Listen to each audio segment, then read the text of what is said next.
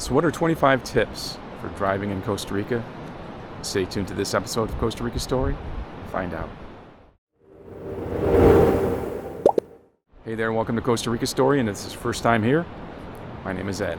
I make videos about Costa Rica and my life here in Costa Rica. If you're a regular, part of the Good Vibe tribe, my name still is Ed, and you know what I do. So today's video is about 25 tips for driving in Costa Rica. And here we are, it's the end of November. High season is upon us. That means you're going to be coming here and you're going to be driving, potentially driving here in Costa Rica. And if you're driving here, you need to get a car. So first thing before I get started, I want to say, just go to uvita.com. You can get your rental car there. I have a frequently asked questions page where it clarifies everything about insurance, full transparency, no hidden fees, all that stuff you're trying to avoid. Just go to uvita.com for more information about how to do that. But book through uvita.com. It helps the channel out a lot. It helps me keep making these videos. So let's get to the 25 tips for driving here in Costa Rica. I'm going to start off with number 1. Don't drive at night. And that sounds like, oh, don't be a sissy. My Tico friends will say, oh, you're afraid to drive at night.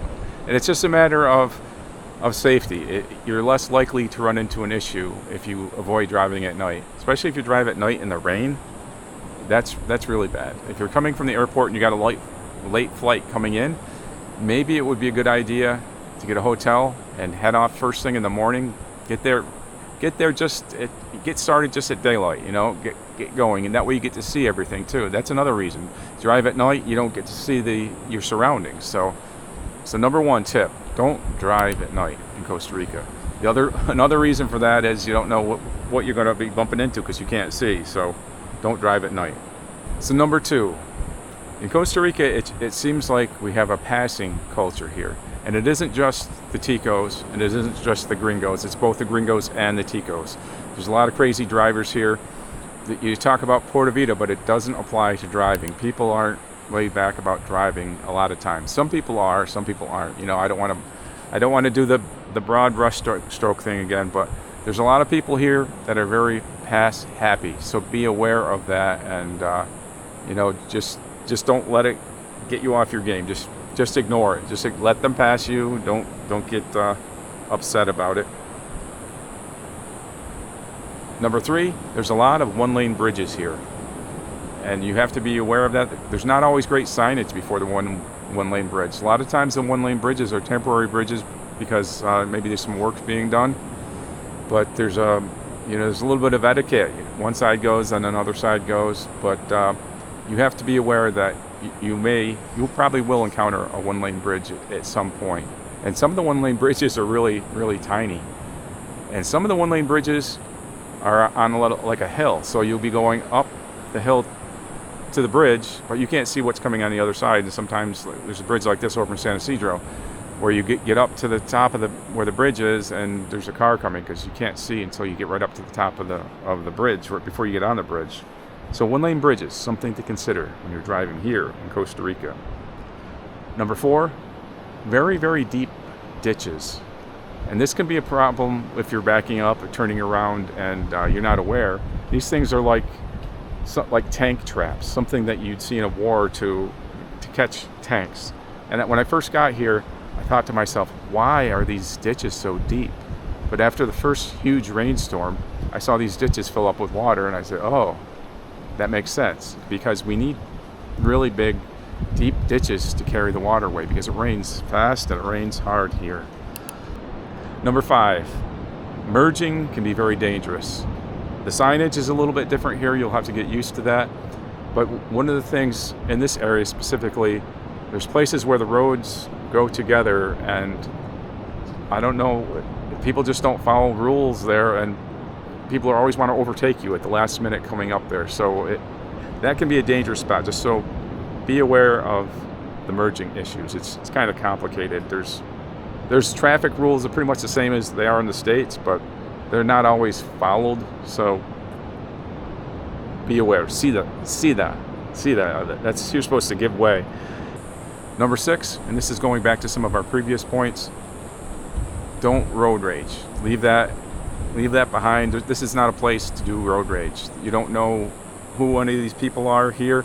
There's a lot of different people. There's a lot of people that pass through here. There's a lot of different people from different countries, different backgrounds. And if you get insulted by somebody and you want to express your rage at them, that might not be a good thing. You might be messing with the wrong kind of people here. You're not in Kansas anymore, so to speak, or Detroit, or New York City, or California. You're in Central America. Number 7, rent from a reputable car rental company. And this is a self-serving point here for me, but I have a place on my website where you can book with Alamo Rent-A-Car. You can get a quote right there, an instant quote right on the site. So go to uvitaday.com. But if you get a good rental car company, it's going to solve a lot of your problems, because a good rental car company is going to give you a new car.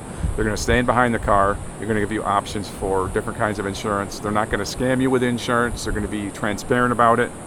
So just go to uvitaday.com and I will help you get your car. Just fill out the form on my website. Number 8, debris in the road. This can be anything from like a boulder to a mudslide. When it rains here, a lot of things happen. The trees fall over all the time across roads, especially if it's on a mountainside. You'll see the trees coming down all the time. That's one of the reasons why we lose power so much. Could be water in the road. I guess that's a form of debris. And I was joking about this before in a previous video. In the States, they say turn around, don't drown. But here, you really don't have that option sometimes, because the rain comes so fast and so hard. You just have to go right through it. So number 9, my advice to you is to get a 4x4. Get a 4-wheel drive vehicle, even if you don't think you're going to need it. Because Costa Rica has a way of throwing curveballs at you, throwing detours at you. Literally, you could end up on a dirt road somewhere, and you wish you had a 4x4. If you've got the 4x4, you feel smart. You booked it ahead of time. You listened to Ed, and you booked your 4x4. You're all set. Number 10, learn some Spanish for the road signs. Just for example, Cida, Despacio, and Una Via. I get in trouble with the Una Via. I've had that in San Isidro. Seems like almost every time I go over there and I go a different way, I end up the wrong way on a one-way street. So that could be bad. Number 11, watch out for motos. And motos is motorcycles. And here the motorcycles can come up on your left, they can come up on your right. I think they call it lane splitting back in the States, but here the motorcycles pretty much, they've got lanes wherever they think they need to have them, and a lot of times they're not very patient. They'll come up in your blind spot, so you really have to be careful. Number 12, if you have to stop in traffic or anywhere, put your emergency flashers on. And when I first came here, that seemed odd to me. People would do that a lot. They'd throw those emergency flashers on just for stopping at a red light. But after talking to quite a few people that have been rear-ended here by distracted drivers, whether it's people looking at the scenery, people looking at their cell phones, just having that little bit of extra attention of the flashing lights can keep you from getting nailed. So throw those flashers on. Couldn't hurt, right? Number 13, don't leave valuables in the car. And people do this all the time, even though they know they're not supposed to. But it's just asking, to be robbed. And also, here, the people that steal from cars, sometimes they'll break your windows, but also sometimes they use an electronic device to, automatically open your car. There's high-tech thievery that goes on here too. It's big business, this stealing from cars these days. Number 14, don't park unsafely to take photos.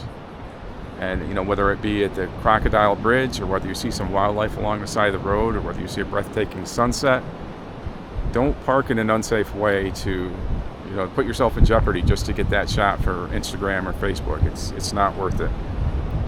Don't park in an illegal spot, because you could lose your license plates. Because that's one thing that they do here.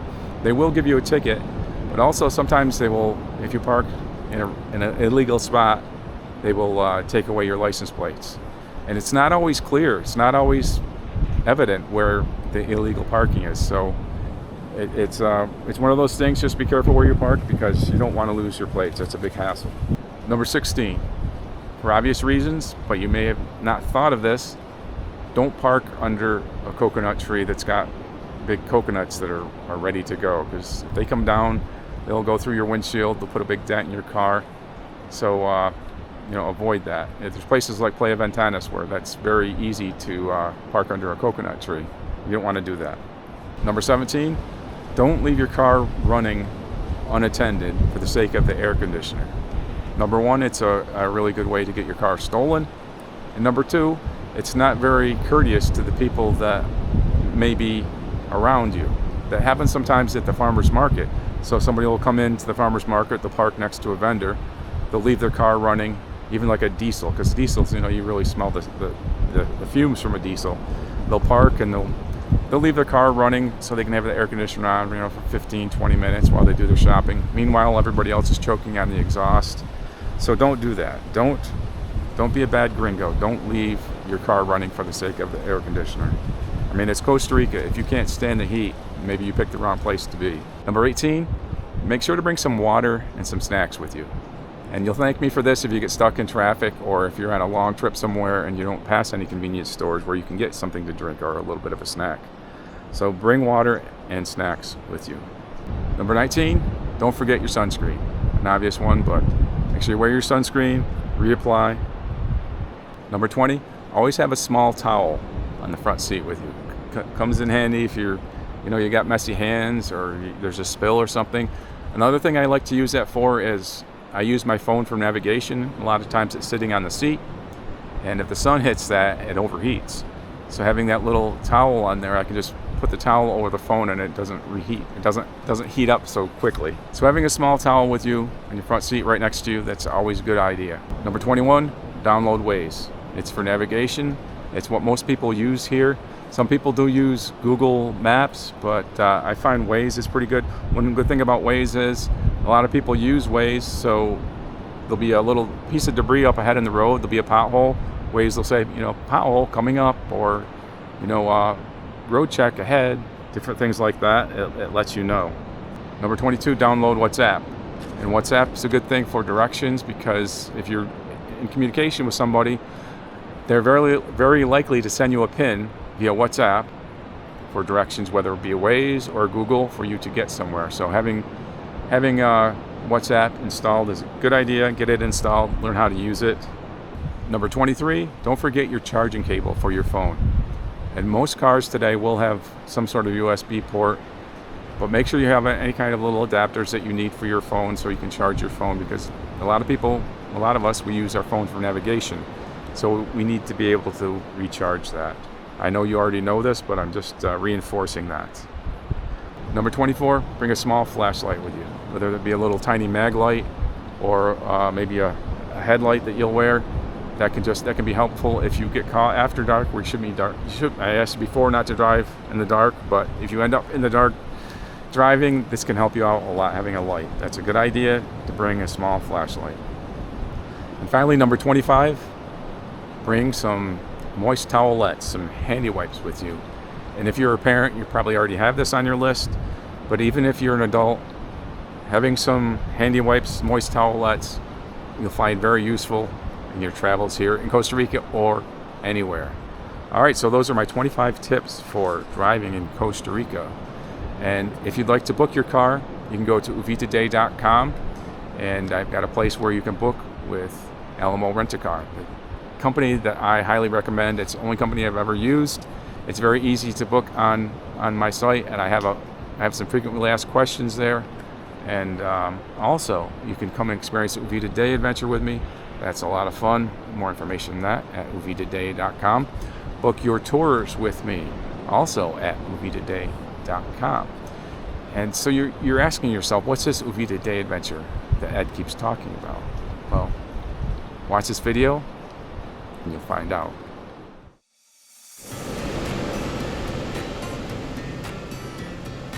I love this. So are you ready? Are you ready to come to Uvita and experience the Uvita Day adventure?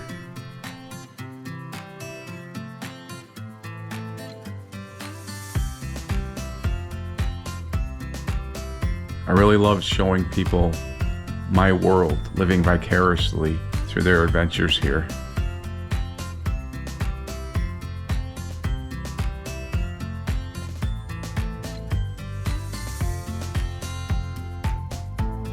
We can hit a lot of the popular attractions, so you never really know who's going to drop in on the Uvita Day adventure. And it's definitely a good way to get in touch with your inner child. And if you want, we can even get off the beaten path. A coffee tour with mi amigo Dainair.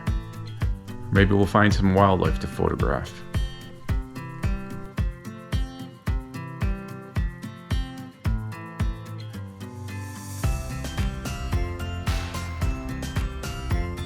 Visit to the farmer's market, making some new friends.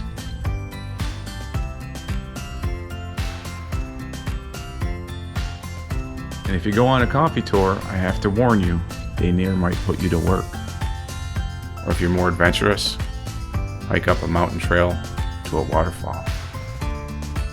A refreshing swim in a beautiful swimming hole.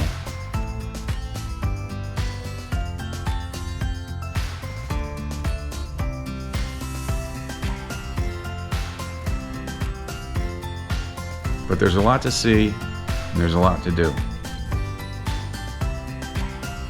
Make new friends, see some cool things,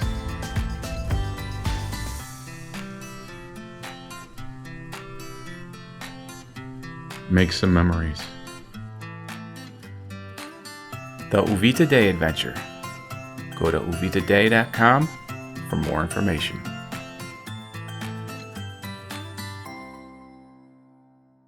Hopping into a beautiful swimming hole. Another thing we can do on the Uvita Day adventure.